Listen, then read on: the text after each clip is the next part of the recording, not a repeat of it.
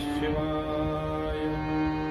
ओम नमः शिवाय. ओम नमः शिवाय. मुलगा प्राप्त करण्यासाठी, महादेवाचं तप करण्यासाठी वेद व्यास मेरू पर्वतावरती आले आणि 1000 वर्षापर्यंत व्यासांनी तपश्चर्या पूर्ण केली. 1000 वर्षानंतर महादेव प्रसन्न झाले आणि व्यासांचं तप पाहून महादेवांना आनंद वाटला.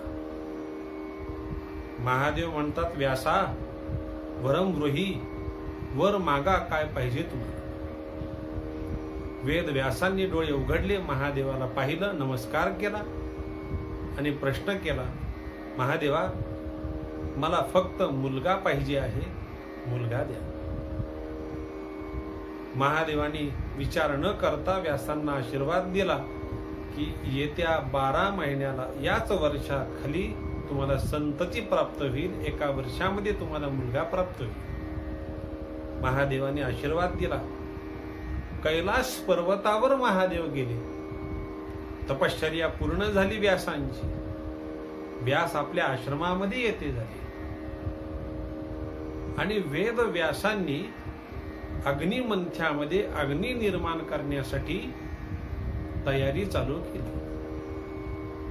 अग्निमंथा घुसळत असताना अग्नी निर्माण करू लागले व्यास.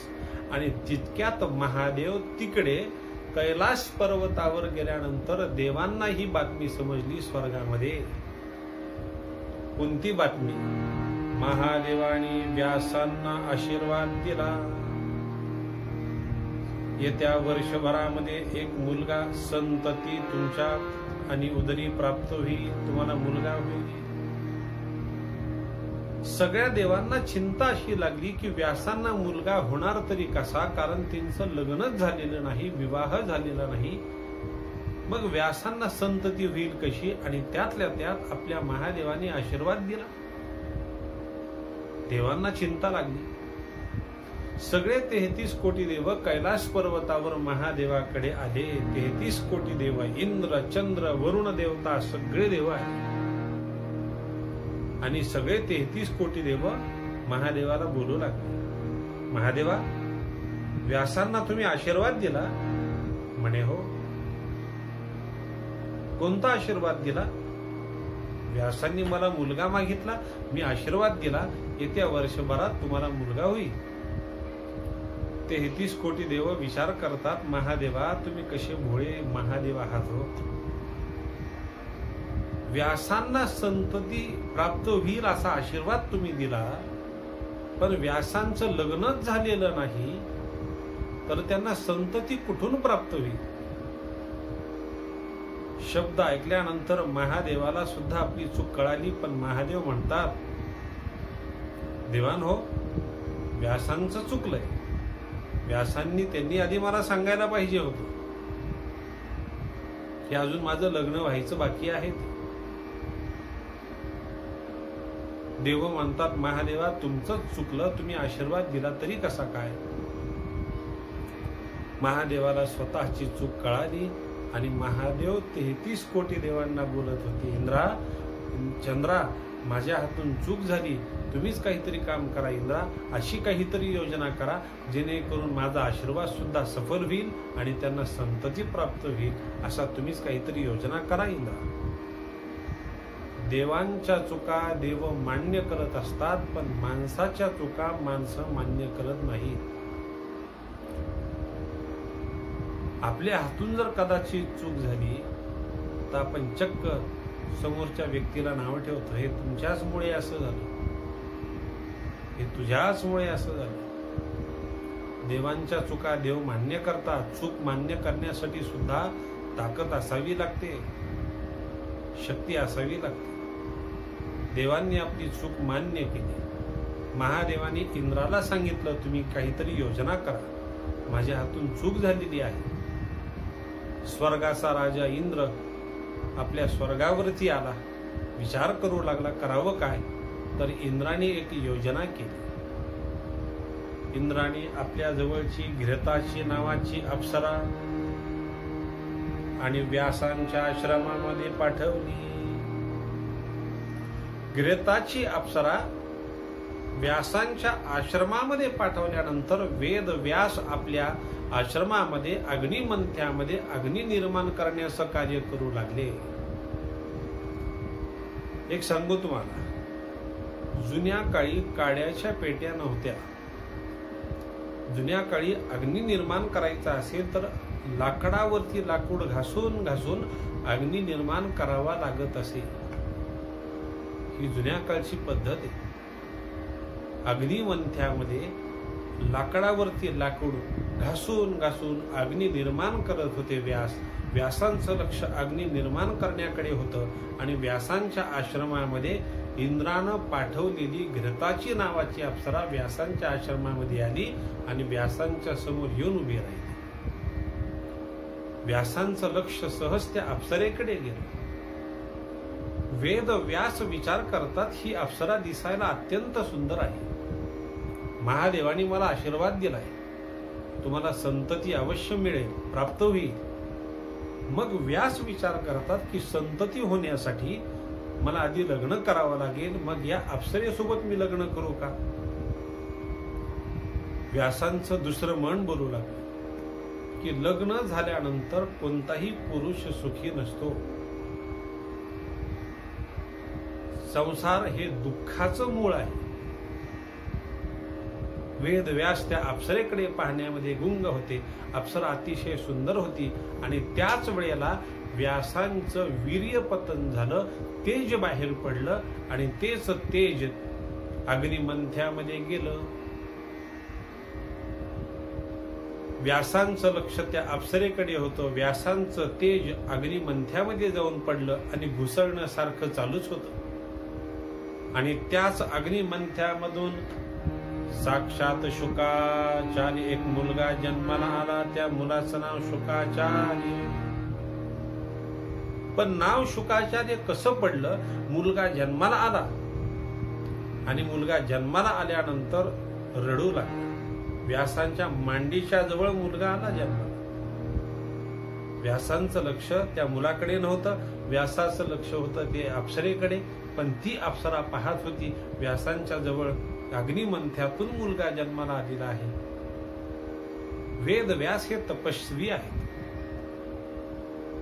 जर व्यासांना कळालं की त्यांचं तेज बाहेर पडलं, मुलगा जन्माला आला, व्यास तपस्वी आहेत, मला शाप देतील, घाबरली ती समोरची अप्सरा घृताची.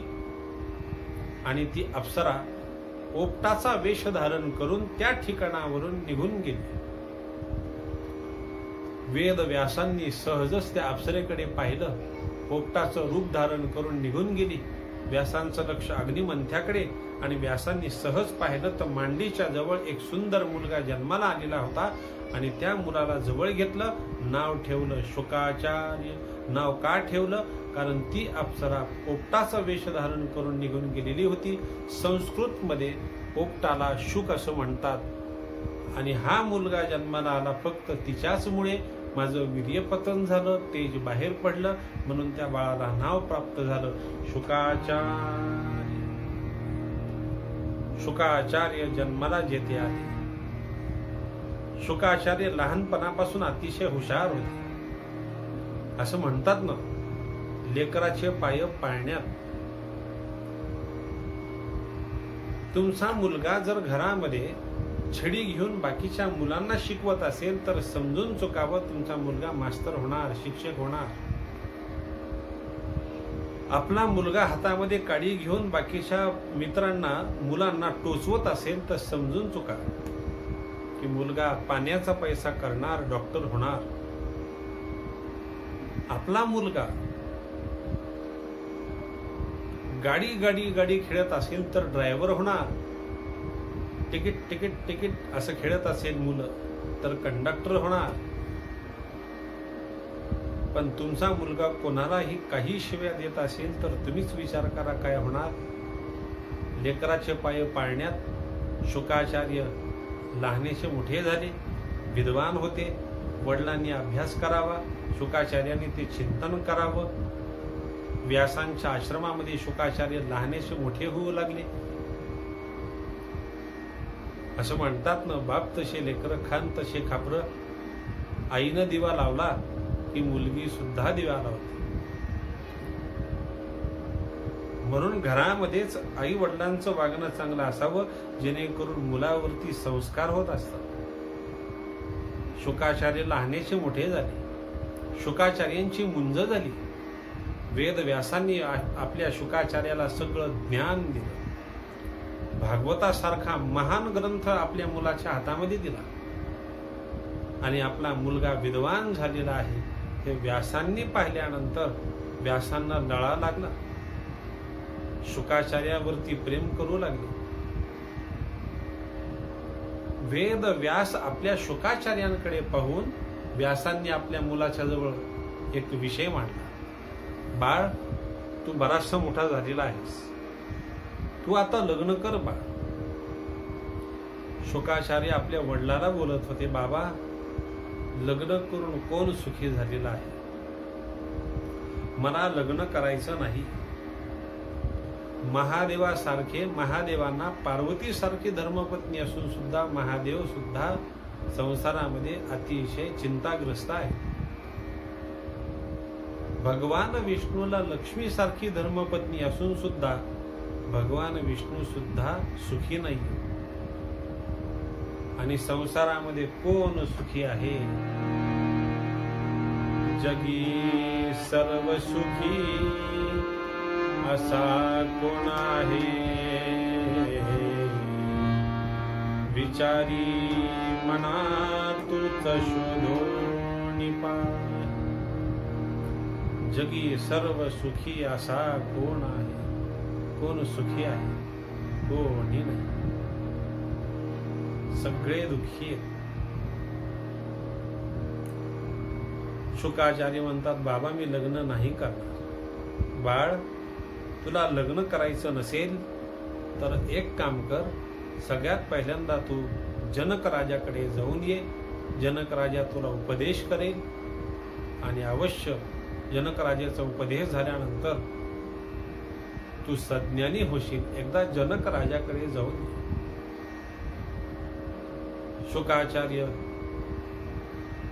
जनक राजाकडे निघाले, पण जाता जाता शुकाचार्यांनी आपल्या वडिलाला व्यासांना प्रश्न केला, बाबा, तुम्ही मला कोणत्या राजाकडे पाठवत आहात?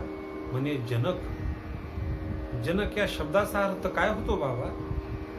व्यास म्हणतात, बाळ, जनक म्हणजे वडिलापासून जन्माला आलेला मुलगा, आई नसताना जन्माला आलेला मुलगा म्हणजे तो जनक.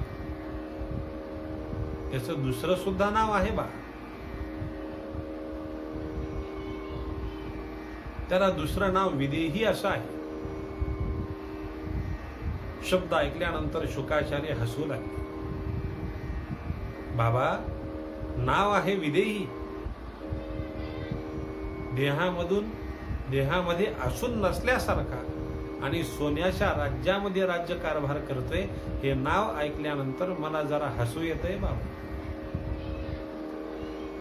व्यास म्हणतात, बाळ, तुला माहित नाही, जनक राजाचा अधिकार फार मोठा आहे, एकदा जाऊन येतो. नाही बाबा, नावाप्रमाणे तरी माणसाचं वागणं असं. नाव म्हणे तर विद्याधर आणि सही कर म्हटलं की अंगठा पुढे कर. नावाप्रमाणे वागणं नाही. नाव म्हणे तर सुहास. त्याला म्हणावं लागतं, बाळ, दिवसातून एकदा तरी हास. नाव म्हणे तर काय प्रफुल्ल आणि सगळं तोंड उल्ल. नाव म्हणे प्रफुल्ल. नाव म्हणे शांताबाई आणि भांडायला दम नाही. नाव म्हणे सुलोचना. नाव म्हणे अन्नपूर्णा. नाव म्हणे गंगाबाई आणि 4-4 दिवस अंघोळ नाही. माणसाचं नावाप्रमाणे तरी वागणं असावं. शुकाचार्य हसू लागले त्या नावाला. व्यास म्हणतात, बाळ, तू इथे हसू नकोस, एकदा जनक राजाकडे जाऊन ये. राजा फार विद्वान आहे, एक वार जाऊन तर ये. वडिलांनी सांगितल्यानंतर शुकाचार्य निघाले. मेरू पर्वत उल्लंघून शुकाचार्य जनकपुरीमध्ये जनक राजाच्या नगरामध्ये आले. शुकाचार्यांनी पाहिलं, जनक राजाच्या महाद्वारामध्ये सैनिक हातामध्ये काठ्या लाठ्या घेऊन बसलेले होते, पहारा देत होते. आणि शुकाचार्य महाद्वारावरती आले. शुकाचार्यांनी जनक राजाच्या त्या महाद्वारावर असलेल्या सैनिकांना प्रश्न केला, जा सैनिका हो, तुमच्या राजाला जाऊन सांगा, या तुमचा राजा, मी शुकाचार्य आलोय, आतमध्ये दरबारामध्ये माझा निरोप पोहोचता करा. 2 सैनिक आतमध्ये गेले. जनक राजा सिंहासनावरती बसलेले होते आणि या दोन्ही सैनिकांनी आपल्या राजाच्या जवळ निरोप सांगितला. महाराज, बाहेर एक गृहस्थ आलेले आहेत आणि ते गृहस्थ म्हणतात, मी शुकाचार्य आलोय, तुमची भेट घेण्याची इच्छा आहे त्यांना. मी शुकाचार्य आलोय हे शब्द ऐकल्यानंतर जनक राजांनी त्या सैनिकांना निरोप सांगितला, सैनिका हो, माझा निरोप बाहेर महाद्वारावर जाऊन सांगा त्या शुकाचार्याला की तुझ्याजवळ जे आहे ते बाजूला ठेव आणि नंतरच माझ्या भेटीसाठी ये. 2 सैनिक बाहेर आले. शुकाचार्यांना निरोप सांगितला. आमच्या महाराजांनी तुम्हाला हा निरोप सांगितला शुकाचार्य महाराज. शुकाचार्य म्हणतात, सैनिका हो, कोणता निरोप? आमच्या महाराजांनी निरोप सांगितला, तुमच्या जवळ जे आहे ते बाजूला ठेवा आणि मगच आतमध्ये या. माझ्या जवळ काय आहे? शुकाचार्यांनी सहज पाहिलं. जवळ आणलेला, काखीमध्ये आणलेला तो भागवताचा ग्रंथ होता. अंगावर फक्त एक लंगोटी होती. भागवताचा ग्रंथ शुकाचार्यांनी बाजूला ठेवला आणि शुकाचार्यांनी आत्ताशिक सैनिकांना निरोप दिला, जा तुमच्या राजाला जाऊन सांगा, मी शुकाचार्य आलो. 2 सैनिक परत आतमध्ये आले. जनक राजांनी परत तोच निरोप त्यांना सांगितला, बाहेर त्या शुकाचार्याला जाऊन सांगा, तुझ्या जवळ जे आहे ते बाजूला ठेव. सैनिक परत बाहेर आले. आमच्या महाराजांनी तुमच्यासाठी निरोप पाठवलाय. कोणता निरोप? सैनिका हो, तुमच्या जवळ जे आहे ते बाजूला ठेवा. शुकाचार्य विचार करू लागले, माझ्या जवळ काही नसताना हा राजा म्हणतो तरी काय की तुझ्या जवळ जे आहे ते बाजूला ठेव म्हणून? काय माझ्याजवळ? ग्रंथ तर बाजूला ठेवलाय. अंगावर फक्त एक लंगोटी होती. शुकाचार्यांनी अंगावरची लंगोटी सुद्धा भिरकावली. नग्न अवस्था झाली आणि आता निरोप सांगितला, जा आतमध्ये, माझा निरोप तुमच्या राजाला सांगा सैनिका हो, मी शुकाचार्य आलोय. सैनिकांनी परत तोच निरोप बाहेर आणला, तुमच्या जवळ जे आहे ते बाजूला ठेवा, असा आमच्या राजांनी तुमच्यासाठी निरोप दिलेला आहे. शब्द ऐकल्यानंतर शुकाचार्य रडू लागले. माझ्या जवळ काही नसताना हा राजा म्हणतो तरी काय, तुझ्या जवळ जे आहे ते बाजूला ठेव म्हणून? शुकाचार्य महाद्वारावरती खिन्न झाले. सैनिकांनी शुकाचार्याकडे पाहिले. खिन्न झालेले होते शुकाचार्य. सैनिकांनी निरोप सांगितला. सैनिक म्हणतात, शुकाचार्य महाराज, खिन्न होऊ नका. आमचे राजे जे उरले ते तुम्हाला तात्पर्य काही कळालेलं नाही. आमच्या राजाचा हा निरोप आहे, तुमच्या जवळ जे आहे ते बाजूला ठेवा. या शब्दाचा अर्थ तुमच्या जवळचा मीपणा बाजूला ठेवा. मी शुकाचार्य, मी मी मी फक्त मीपणा बाजूला ठेवा. आत्ता शुकाचार्यांचे डोळे धाडकन उघडले. शुकाचार्य विचार करतात की राजा काही साधा नाहीये, फक्त मीपणा बाजूला ठेवावा. ज्ञाता मी, धनवंत मी, चतुर मी, विद्वान गुणी शूर मी, बुद्धी सागर मी, बृहस्पती जसा, वक्ता सवे माझी मी. ज्ञाता मीच विवेक हंस परी मी, सर्वांतरी श्रेष्ठ मी. मी हेची कळे परंतु न कळे, कोठेल मी कोण मी. ज्ञाता मी, विवेक हंस परी मी, सर्वांतरी श्रेष्ठ मी. मी हेची कळे परंतु न कळे, कोठेल मी कोण मी. फक्त मीचा गर्व होऊ देऊ नका. जन्माला आलो कुठून आणि जन्माला आल्यानंतर सार्थक करायचं तरी काय. शुकाचार्यांना अर्थ कळाला. तुझ्या जवळ जे आहे ते बाजूला ठेव. या शब्दाचा अर्थ मीपणा बाजूला ठेव. यातून आपल्याला फक्त शिकण्यास एक मिळत आहे, फक्त मीपणा करू नका. आणि मीपणा केल्याशिवाय आपण तर काही राहतच नाही.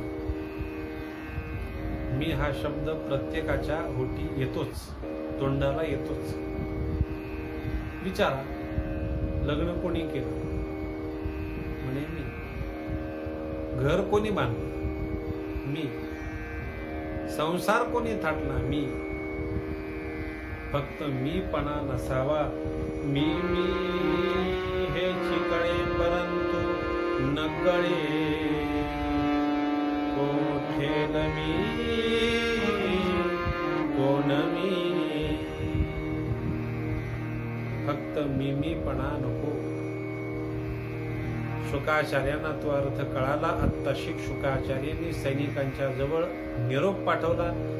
जा सैनिका हो, तुमच्या जनक राजाला जाऊन सांगा, शुकाचार्याचा नाशिवंत देह तुमच्या भेटीला आलेला आहे. याला म्हणतात शुद्ध ज्ञान. सैनिकांनी आतमध्ये निरोप जनक राजाला सांगितला आणि जनक राजाने आत्ताशिक शुकाचार्यांना आतमध्ये बोलवण्याची परवानगी दिली, आज्ञा दिली. सैनिका हो, जा शुकाचार्यांना आतमध्ये घेऊन या. शुकाचार्य आतमध्ये आले, दरबारामध्ये आले. सिंहासनावर बसलेला राजा पाहिला, पण जनक राजा सिंहासनावरती बसलेला होता. कसा होता? जनक राजाचा एक पाय जमिनीवरती होता. सिंहासनावर बसलेले जनक राजा आणि एक पाय अग्नीमध्ये ठेवलेला होता. शुकाचार्यांनी ज्यावेळेस जनक राजाचा एक पाय अग्नीमध्ये ठेवलेला होता हे पाहिलं, त्यावेळेला शुकाचार्य अतिशय थक्क झाले. राजा, तू स्वतःचा पाय, एक पाय अग्नीमध्ये ठेवला, जसा काय बर्फावरती ठेवला, तुला चटके बसत नाहीत का रे राजा?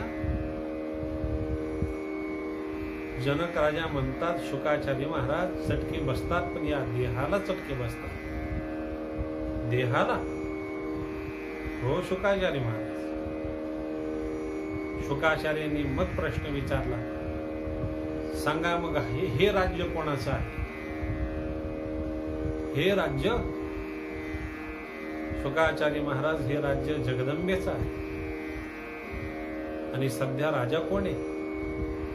सध्या हा देह राजाचं काम करणार आहे, पण मी गेल्यानंतर हे सगळं राज्य जगदंबेचंच आहे, माझं काहीही नाही. जनक राजाचं ते वैराग्य उत्तर ऐकल्यानंतर शुकाचार्यांच्या लक्षामध्ये आलं, जनक राजा काही साधे नाहीये. मग जनक राजा शुकाचार्यांना उपदेश करू लागले. जनक राजा काय उपदेश करतात? शुका, मला माहिती आहे तुझ्या वडिलांनी, व्यासांनी तुला माझ्याकडे पाठवले. तू लग्न करत नाहीस म्हणून तर तुझ्या वडिलांनी तुला माझ्याकडे पाठवलं. पण एक सांगू शुकाचार्य, मनुष्य जन्मामध्ये प्रत्येक माणसाने आधी विवाह बंधनात अडकावं. विवाह बंधनामध्ये अडकल्यानंतर अनेक चटके माणसाला बसत असतात आणि एकदा की इंद्रिय शांत झाले की मग माणसाचं मन परमार्थाकडे वळत असतं बा. पण संसार करत असताना संसार असा करावा, संसारामध्ये असून नसल्यासारखा संसार करावा. जसे पोथीचे पान, अळूचे पान, चिखलामध्ये अळूचे पानं जन्माला येतात, पण बोडभर सुद्धा चिखल अंगाला लागू देत नाही. जसे नागिलीचे पान, विड्याचे पान पाण्यामध्ये जन्माला येतात, पण थेंबर सुद्धा पाणी अंगावरती राहू देत नाहीत बाळा. तसाच संसार करावा, संसार असा करावा, संसारामध्ये असून नसल्यासारखा संसार करावा. फक्त संसारामध्ये अडकू नये. म्हणून शुका, तू अवश्य लग्न कर. इंद्रिय एकदा की शांत झाले, संसार तुझा पूर्ण झाला की मग तुझं लक्ष आणि मन परमार्थाकडे नक्की राहील. जनक राजाने शुकाचार्याला उपदेश करायला सुरुवात केलेली होती. शुकाचार्याने ते सगळं काही ज्ञान ऐकलं आणि मग शुकाचार्य निघाले, आपल्या वडिलाकडे निघाले, व्यासांकडे आले. व्यासांनी आपल्या मुलाला पाहिलं. शुकाचार्य जनक राजाकडून आले, त्याला जवळ घेतलं, आलिंगन दिलं आणि व्यास म्हणतात, बाळ शुका, आता लग्न करशील ना रे? हो बाबा, मी लग्न करायला तयार. आणि शुकाचार्याचं लग्न झालेलं आहे. देवी भागवतामध्ये वर्णन आहे. मग शुकाचार्याचं लग्न कोणासोबत झालेलं आहे? शुकाचार्याचं लग्न झालेलं आहे पितृणाम सुभगा कन्या पिवरी नाम सुंदरी. पितृणाम सुभगा कन्या, पितरांची मुलगी पिवरी नावाची. या मुलीसोबत शुकाचार्याचं लग्न झालं. शुकाचार्य विवाह बंधनामध्ये अडकले. शुकाचार्यांना त्या काळी 4 मुलं आणि 1 मुलगी झाल्याचं वर्णन आहे. 4 मुलांचे नाव देवी भागवतामध्ये आलेले. कृष्ण, गौरप्रभ, भूरी, देवश्रुत हे शुकाचार्यांचे 4 मुलं. 1 मुलगी, त्या मुलीचं नाव आहे कीर्ती नावाची मुलगी. शुकाचार्यांनी आपल्या मुलाचा सांभाळ केला. मुलं लहानाचे मोठे झाले, कर्तव्यनिष्ठ झाले, मुलांचे लग्न झाले. शुकाचार्य विचार करतात की माझ्या मुलांचे लग्न झाले, आता मात्र परमार्थ करायला मी अतिशय निसंकोच झालो. शुकाचार्य बसले, मेरू पर्वतावरती आले तपश्चर्येला. आणि शुकाचार्य तपश्चर्या करत असताना चेंडू सारखे उडाले आणि मोक्षाला निघून गेले. शुकाचार्यांचा उद्धार झाला. यालाच तर मोक्ष असे म्हणतात.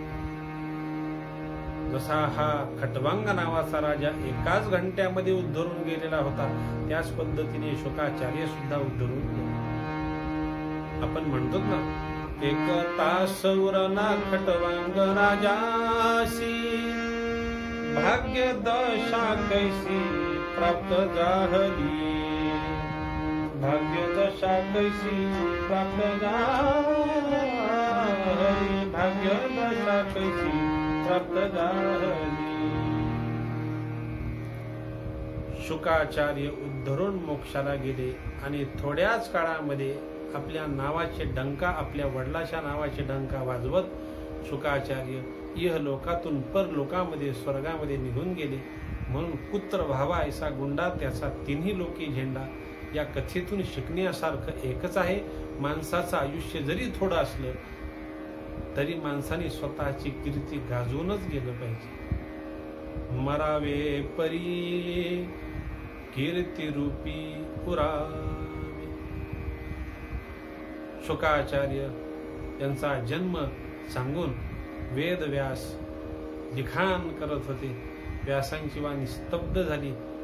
पण व्यासांना घरी बसल्यानंतर ग्रंथ तयार करत असताना व्यासांना ही बातमी कोणीतरी सांगितली की तुमचा मुलगा शुकाचार्य इहलोकाची यात्रा पूर्ण करून निघून गेला.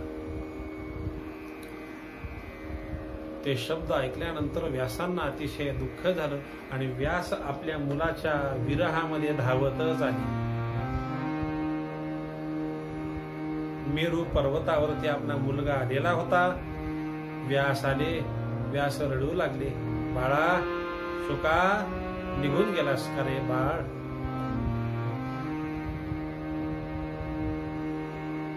शास्त्र सांगतं की आई वडिलाच्या समोर मुलगा जाऊ नये आणि मला हे दुःख पाहण्याची वेळ आली रे बाळ.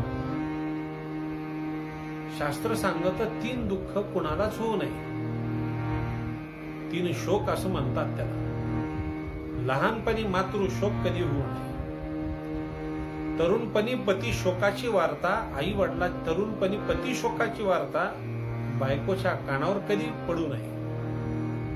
आणि म्हातारपणी पुत्र शोकाची वार्ता आई वडिलाच्या कानावर कधी पडू नये. हे 3 शोक अतिशय कठीण असतात. लहानपणी मातृशोक, तरुणपणी पतिशोक बाईला, म्हातारपणी पुत्र शोक आई वडिलांना. हे 3 शोक अतिशय कठीण असतात. व्यास रडू लागले. बाळ गेलास का रे? मला सोडून गेलास का रे बाळ? कोणाकडे पाहून जाऊ रे बाळ मी? व्यासांचं रडणं आक्रोश होता. शेवटी पुत्र विरहच. व्यास ज्यावेळेस रडत होते त्याच मेरू पर्वतावरती आपला भक्त रडत आहे हे महादेवांनी पाहिलं. व्यासांनी माझं तप केलेलं आहे. भक्ताला जर त्रास झाला तर देवाला नाही रे सहन होत. आले महादेव धावत आले व्यासांकडे. व्यासा रडू नका. काय झालं व्यासा? माझा मुलगा मला सोडून गेलेला आहे महादेव. काय करावं आणि कोणाकडे पाहून जगावं? महादेव म्हणतात व्यासा रडू नका. तुमचा मुलगा होताच तेवढा विद्वान. आयुष्य सुद्धा त्याचं फार कमी होतं. एक सांगू, आई वडिलाच्या समोर जर मुलगा गेला तर त्या मुलाला सायुज्य गती मिळत असते. आई वडिलाला दुःख होतं हे मान्य आहे. पण आई वडिलाच्या समोर जर मुलगा गेला तर त्याला सायुज्य गती मिळत असते. मुलाला मरण कधी यावं? आई वडिलाच्या समोर. बायकोला मरण कधी यावं? आपल्या नवऱ्याच्या समोर. व्यासांना दुःख झालं, रडू लागले. महादेव समजावून सांगू लागले. व्यास ऐकत नव्हते. महादेवा एक वार का होईना माझ्या बाळाला पाहू द्या. व्यासा एखादा मुलगा एखादा मनुष्य जर गेला तर परत दाखवता येत नसतो. नाही पण माझ्या मनाला शांती नाही लाभणार महादेव. एकदा तरी पाहू द्या माझ्या बाळाला. महादेव म्हणतात ठीक आहे. तुमचा मुलगा शुकाचार्य मी तुम्हाला नाही दाखवू शकणार. पण शुकाचार्याच्या देहाची सावली मात्र मी तुम्हाला अवश्य दाखवू शकतो. देहाची सावली माझ्या मुलाच्या? व्यास म्हणतात तेवढी का होईल? मला दाखवा. मन शांत होईल माझं. महादेवाने शुकाचार्याच्या देहाची सावली व्यासांना दाखवली आणि त्या दिवसापासून आपल्या इथे मृत्यू लोकामध्ये श्राद्ध करण्याची पद्धत चालू झाली. आई वडील ज्या तिथीला गेलेले आहेत त्याच तिथीला श्राद्ध करण्याची ही पद्धत आहे. आपल्या मुलाच्या देहाची सावली पाहिली. लेकराच्या देहाची सावली पाहून कसे बसे व्यास धीर गंभीर झाले. स्वतःला सावरलं आणि व्यास आपल्या आईच्या कुशीमध्ये रडण्यासाठी गेले. कारण दुःख सहन होत नव्हतं. प्रत्येक माणसाला दुःखामध्ये जी आठवण होते ती फक्त आपल्या आईचीच आठवण होते. म्हणून आईचं वर्णन खूप. प्रेमा स्वरूपाई वात्सल्य सिंधू आई, बोलावू तुझं आता मी कोणत्या उपायी, नाही जगात झाली आबाळ या जीवाची, तुझी उणीव चित्ती ताई या बालका आई. वेदव्यास आपल्या आईकडे म्हणजे सत्यवतीकडे जाते.